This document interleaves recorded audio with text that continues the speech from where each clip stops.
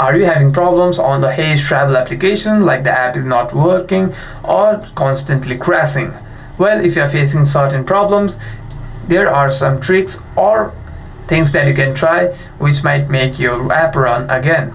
First, you need to make sure that your device is connected to a secure network.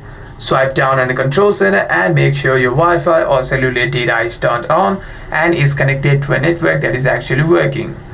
After that, if you are still facing the problem, you want to go to your settings, scroll down and tap on General, tap on iPhone Storage, and here you want to scroll down and navigate yourself to the Haze Travel application. Tap on Haze Travel and simply offload the app from here. Reinstall the application, and by doing so you